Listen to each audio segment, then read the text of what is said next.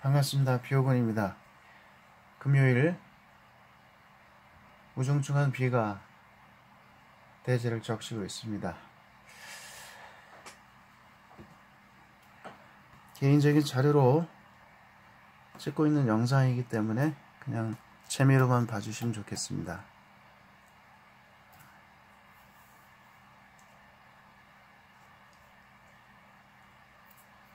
인공지능에 대한 투자, 그리고 인공지능의 역량이 결국에는 한 기업, 그리고 나아가서는 한 나라의 경쟁력을 좌우하게 될 것이다 라는 그런 취지의 발언들이 여기저기서 나오고 있는데요.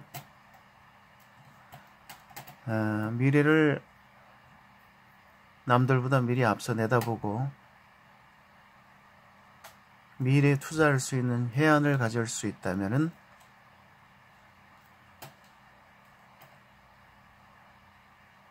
장밋빛 전망이 현실이 될 것입니다. 그러나 언제나 가장 어려운 것이 바로 인간의 태생적인 한계, 앞을 내다보는 것이죠.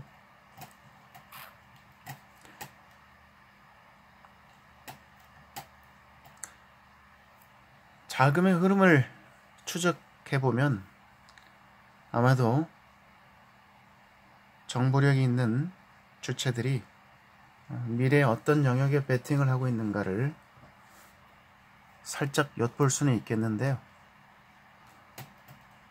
그것이 부동산이든 주식이든 채권이든 아니면 상품이든 환율이든 섹터에 상관없이 과연 큰 자금들이 어느 영역에 베팅을 하고 있는가, 몰려들고 있는가를 우리 같은 개인들은 끊임없이 연구하고 정보를 캐내어야 할 것 같습니다. 최근에 이렇게 암호화폐 쪽에, 블록체인 쪽에 관심을 가지고 계속 구글링을 하다 보니까 굉장히 생소한 단어가 하나 보이더라고요. 이미 전문꾼들, 얼리 어답터들에게는 굉장히 주목을 받고 있는 영역인 것 같습니다. 이른바 탈중앙화 금융이라는 것인데요. 영어로 DeFi라고 하는 것입니다. 그래서 이게 도대체 뭔가 하고 들여다봤더니 전혀 새로운 분야인데요. 일반적으로 금융이라고 하는 것은 굉장히 중앙화되어 있습니다. 은행으로 대표되는. 그럴 수밖에 없죠. 규제를 받아야 되고 돈을 맡기는 사람들이 뭔가 믿을 만한 근거를 제시해야 하기 때문에 중앙화되어 있어야 하겠죠. 근데 이제 최근에 블록체인을 기반한 이 탈중앙화 금융, Decentralized Finance 라고 하는 것이 화두가 되고 있는 모양입니다. 그래서 이게 도대체 뭘까요?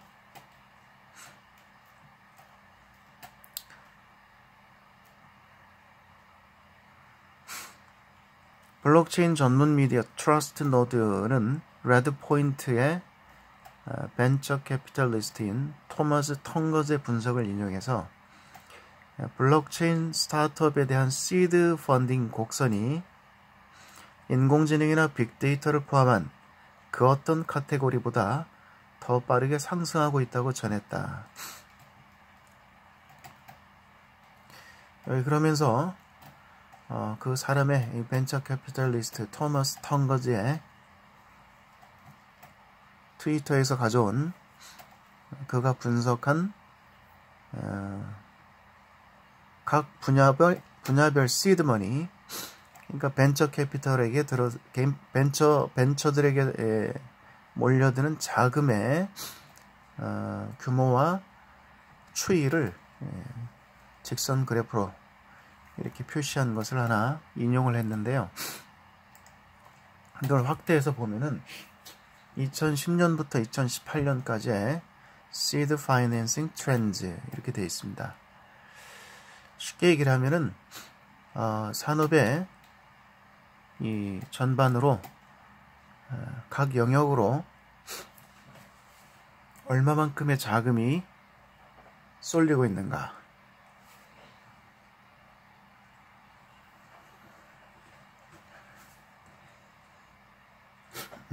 아이고 예 기침이 나오려고 그래서 죄송합니다.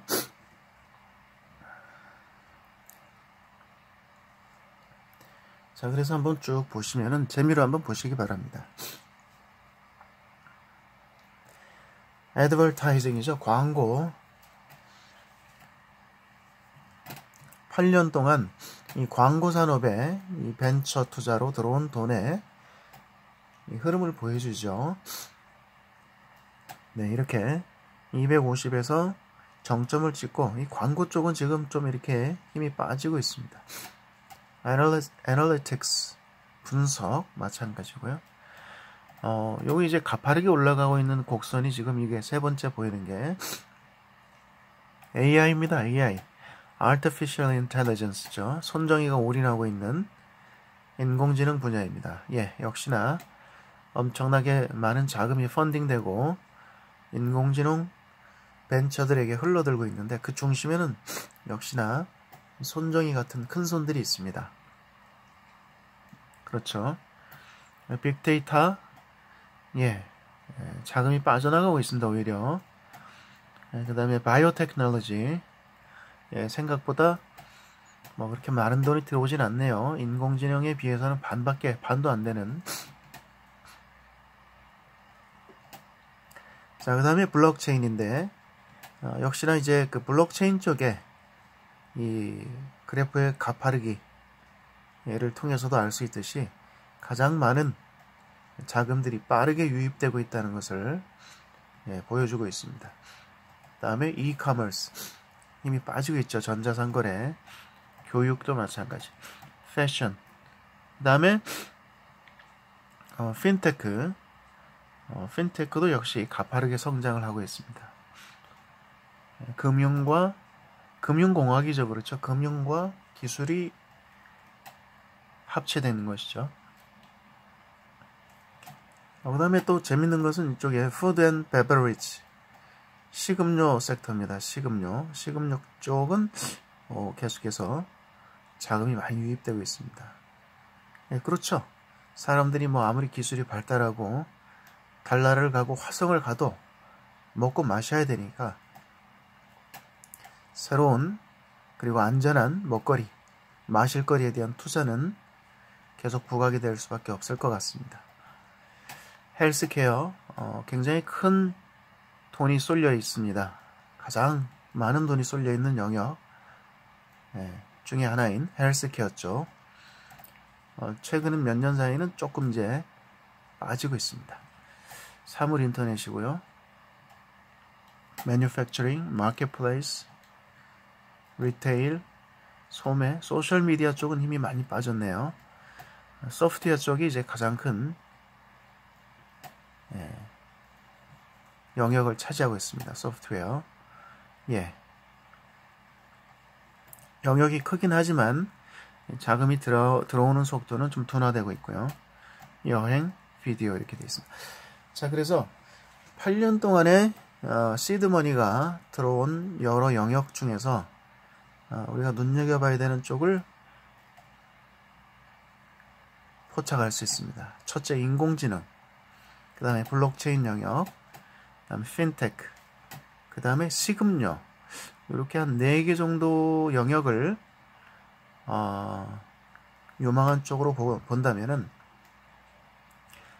그렇죠. 뭉태기 돈들이죠. 이거는 개인들의 투자 자금이라기보다는 벤처 캐피탈리스트 같은 전문 투자 집단들 혹은 큰 손들이 주도하는 시장이기 때문에 그네들의 자금이 쏠리는 영역을 가늠해 볼 수 있습니다. 그래서 우리 개인들도 투자를 함에 있어서 이런 것들을 좀 어느 정도 참조를 하면 좋을 것 같습니다.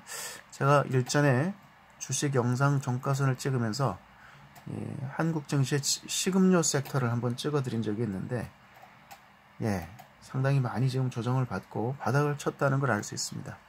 어떻게 보면 식음료 섹터는 한국 주식 중에서도 저가로 주워 담을 수 있는 주식이 널려 있다고 볼 수 있습니다.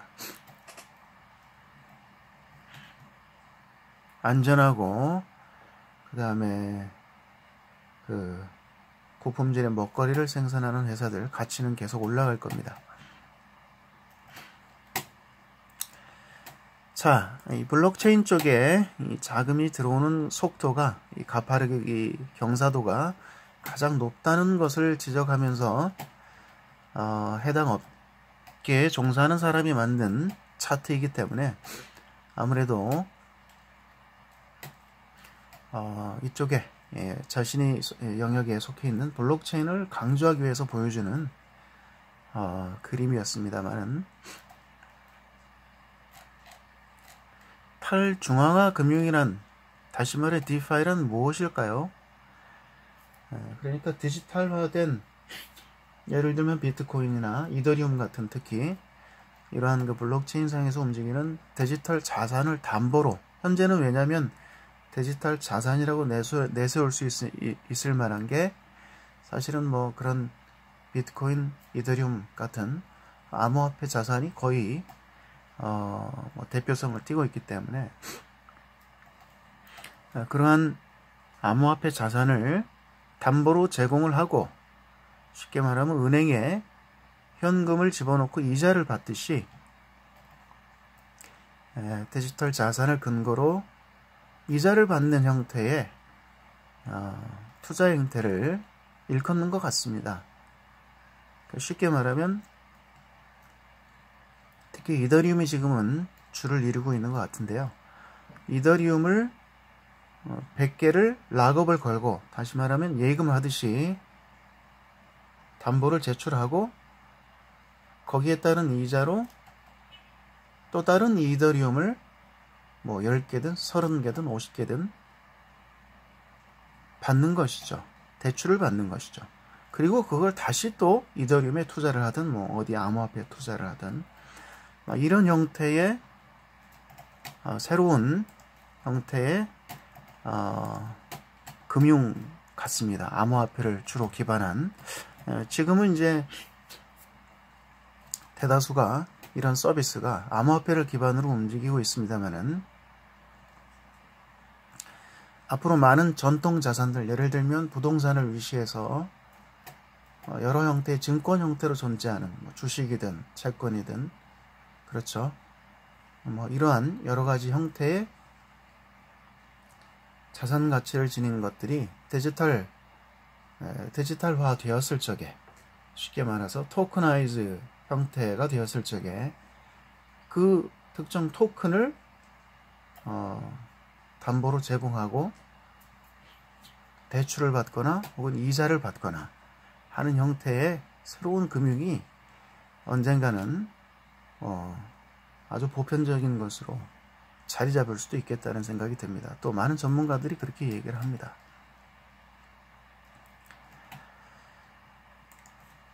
자, 그래서 이제 특히나 이제 한국 같은 경우에는 이런 블록체인 새로운 생태계에 대한 어떤 활발한 논의가 되고 있기 때문에, 그리고 세계적으로 많은 팀들이 들어와서, 저는 이런 데 한번 참석을 안 해봤는데요. 알게 모르게 얼리 어답터들이 많은 자료와 정보를 공유하고 있는 것 같습니다. 그래서 이런 데도 보면은 9월 30일자 뉴스 같은, 9월 30일에 서울에서 탈중앙화 금융 대중화를 주제로 어떤 뭐 행사가 있었는 모양입니다. 그래서 이 디파이에 대해서 여러 전문가들이 나와서 시연도 하고 질의응답도 하고 했는 모양인데요. 그래서 이 탈중앙화 금융이란 도대체 무엇인가? 아직까지도 이 명확한 정의가 사실은 한마디로 내려져 있지는 않습니다. 명확하진 않아요. 예, 두루뭉실하긴 한데, 그런데 이쪽으로 아까 보셨다시피 이 탈중앙화 금융 DeFi를 중심으로 해서 최근에 암호화폐 쪽에 어떤 그 새로운 움직임이 감지되고 많은 자금들이 엮여 있는 것을 감지를 할 수 있나 봅니다. 그래서 이게 앞으로 새로운 메가 트렌드가 돼서 거대한 시장을 형성할 가능성이 있기 때문에 저도 좀 공부하는 입장에서 아직 아무것도 모르지만 이렇게 개인적인 자료를 좀 남겨놓는 겁니다. 자, 지금 한국의 중앙은행에서도 0.25% 바로 며칠 전에 금리를 또 추가 인하했죠. 그래서 금리를 인하한다는 것은 그만큼 시중에 은행에서 이자를 통해서 수익을 발생시킬 수 있는 상황이 아니기 때문에 뭔가 새로운 어떤 투자처를 찾아야 되겠죠. 안정적으로 은행 이자 이상의 이자를 받을 수 있는 투자처를 찾아야 될 텐데, 주식이라는 것은 변동성이 너무 크고 리스크가 커서 언제나 개미들은 호구죠. 그렇죠. 쉽게 말하면 약간 속된 말로 당하는 입장이기 때문에 쉽지가 않습니다. 그렇다고 선물 옵션을 하는 것은 더더욱 생각할 수도 없고, 그래서 이제 많은 사람들이 너도 나도 강남불패, 부동산, 그렇죠. 서울 경기권의 새로운 신축 아파트, 분양권, 이런 쪽에 혈안이 되어 있는가 봅니다. 그야말로 한국은 부동산 광풍, 부동산 불패, 그렇죠. 이런 분위기가 아직까지도 이어지고 있고요. 정부에서는 부동산, 특히 강남, 서울 이런 쪽의 집값을 잡기 위해서 무진 애를 쓰고 있지만 보란듯이 정부의 정책을 비웃듯이 시장은 반대로 움직이고 있습니다. 그래서 이러한 상황에서 사람들은 주식이나 채권 또 부동산을 포함해서 기존 전통적인 투자처 이외에 새로운 자산 배분 방식을 찾고 있다. 니즈가 있다는 얘기죠. 니즈가. 그래서 시중에 이런 수많은 부동자산들이 어디를 향하겠는가. 그 대안 투자처로서 이 새로운 기술을 기반한 DeFi 이런 형태의 새로운 개념들이 소개가 되는 것 같습니다. 마이크로소프트의 연구에 따르면 블록체인 혁신이 기대되는 분야 1위가 금융이다. 금융. 참 아이러니합니다. 그렇죠? 결국에는 다시 금융이다. Finance. 그렇죠. 돈을 굴리는 방법, 투자처. 거기에 사람들은 언제나 최대 관심을 가질 수밖에 없습니다. 따라서 우리가 새로운 이런 기존의 인터넷 기술과 모바일 기술과 금융이 연계된 핀테크 업체들이 엄청나게 부각을 받았습니다. 그리고 스포트라이트를 받았죠. 한국에서도 토스 같은 기업들입니다. 그렇죠. 대표적으로. 자, 그래서 이런 쪽에서 우리가 좀 연구나 공부가 필요하지 않을까 생각이 되고요. 방법을 좀 찾아봐야 될 것 같습니다. 적극적인 투자를 하기 전에 먼저 남들보다 빠른 어떤 정보 선취매가 필요할 것 같습니다. 자, 그래서 여기 이런 말도 나옵니다. 그럼 DeFi, 탈중앙화된 금융의 구체적인 어떤 성장 분야는 또 뭐가 있겠느냐? 그거를 좀 들려달라. 그랬더니 어떤 또 한 사람이 국제송금, 한 분야는 국제송금이다. 예. 보더머니죠, 보더머니. 국경을 통과하는. 예, 이거는 이미 우리가 많이 듣던 말이죠. 그렇죠. XRP, 리플, 그렇죠. 스텔라, 이런 재단들이, 초점을 맞추고 있는 분야입니다. 그리고 사실상 가장 큰 분야죠. 가장 큰 돈이 오가고 있는 분야, 국제송금. 또 하나는 소액결제. 예, 소액결제. 그렇습니다. 그래서 저도 사실은 이 암호화폐 쪽 블록체인의 어떤 그 가장 실용적인 분야는 바로 이 두 분야일 것 같아요. 예. 거대한 두 개의 흐름이죠. 하나는 소액결제, 그 다음에 국제송금.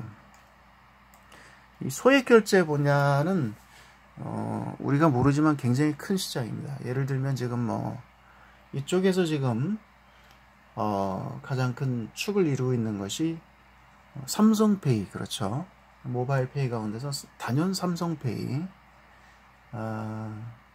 그 다음에 왜냐하면 기존의 마그네틱 카드 결제기와 모바일 기기가 바로 연계가 되거든요. 새로운 어떤 추가나 인프라의 구축 없이 굉장히 획기적인 겁니다. 그렇죠. 그래서 삼성페이가 거의 꽉 잡고 있고 모바일 페이 쪽은요. 그 다음에 인터넷 분야에서의 소액 결제는 제가 알기로는 오픈마켓 쪽, G마켓, 그 다음에 옥션 쪽에 있는 스마일페이인가요? 뭐 하여튼 뭐 그런 무슨 페이라고 불리는 그쪽이 시장이 절대 강자인 걸로 알고 있습니다. 가장 큰 파이를 가지고 있죠. 그러니까 쉽게 말하면 뭐 체크카드나 신용카드의 정보를 미리 입력해 놓고, 그렇죠. 결제를 할 적에 그 번거로운 절차 없이 그냥 몇 자릿수의 비밀번호만 입력하면 미리 입력해둔 신용카드에서 결제가 되는 방식입니다. 간편 결제라고도 하죠. 그래서 막 이런 게 아닌가 생각이 되고요. 그 다음에 이제 소액 결제라고 되어 있는데, 아까 이제 지금 얘기 드린 건 간편 결제인데 비슷한 부분이겠죠. 그렇죠. 소액 결제는 이제 쉽게 말하면 마이크로 페이먼트. 그러니까 10원, 뭐 100원, 심지어는 1원 단위로 결제가 될 수 있는 분야인데, 기존의 뭐 비자, 마스터 같은 신용카드 회사에서 해결을 해줄 수 없는 부분이기도 합니다. 소액 결제. 예를 들면 100원을 결제하는데 수수료가 300원이야. 신용카드 같은 게 예를 들면요. 그게 말이 안 되잖아요. 그렇죠? 근데 지금 그런 구조로 되어 있습니다. 그래서 신용카드로는 그 최하 결제 그 단위가 있죠. 예를 들면 1,000원 이상, 3,000원 이상. 왜냐면은 수수료 부분이 있기 때문에 기존의 신용카드 부분에서는 저 소액 결제 부분은 어떻게 해결을 해줄 수 없습니다. 근데 한국에는 이제 뭐가 있냐면은 이 부분이 이제 해결될 수 있는 게 그 모바일 페이가 있죠. 핸드폰, 스마트폰 결제, 뭐 다날, 뭐 이런 거 있습니다. 그렇죠. 그래서 스마트폰 그 요금을 청구할 때 나중에 소액 결제를 합산 청구하는 거죠.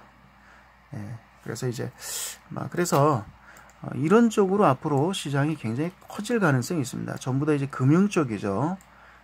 소액 결제든 그 다음에 간편 결제든 뭐 국제 송금이든 금융 쪽인데, 이런 쪽이 이제 쉽게 말하면 암호화폐나 블록체인과 연계가 돼서 새로운 시장을 기존의 전통적인 방식으로는 해결이 안 되던 그런 그 소비자들의 어떤 니즈를 충족시켜 줄 수 있는 새로운 시장이 여기서 탄생할 수 있고, 그래서 이제 그 사람들이 이렇게 관심을 가지고 모여드는 것 같아요. 이 그림을 보다시피.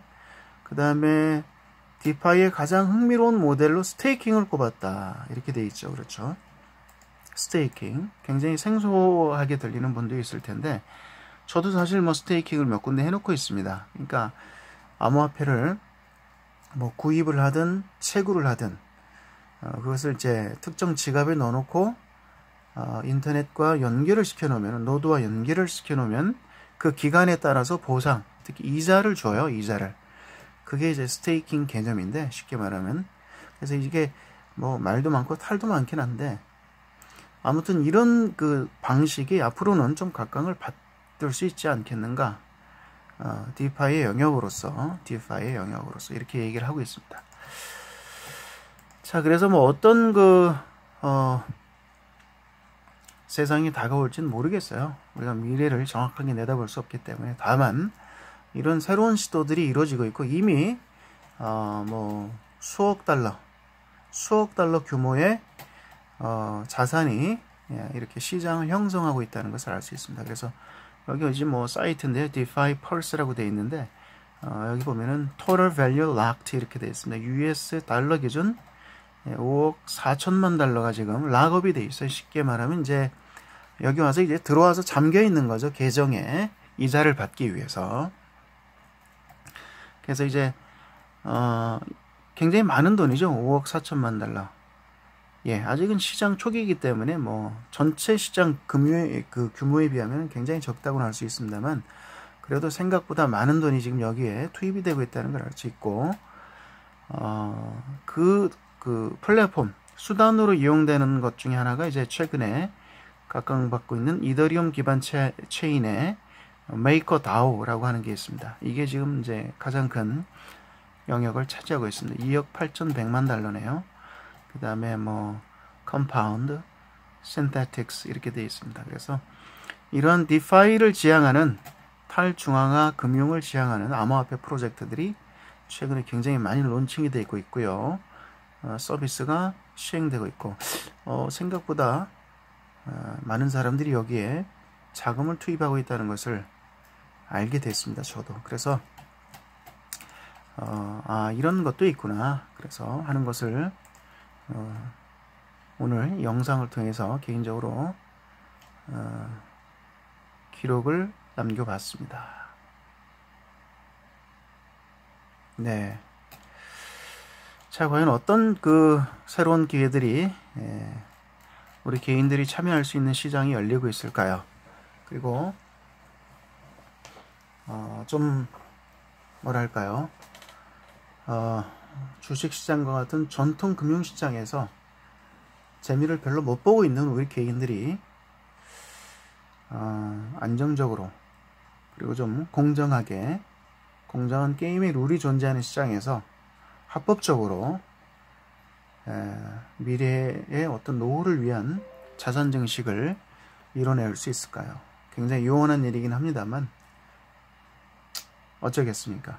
계속 공부를 하면서 방법을 찾아볼 수밖에 없습니다. 네, 지금까지 비오건이었습니다. 재밌게 보셨다면 좋아요, 구독 부탁드리겠습니다. 감사합니다.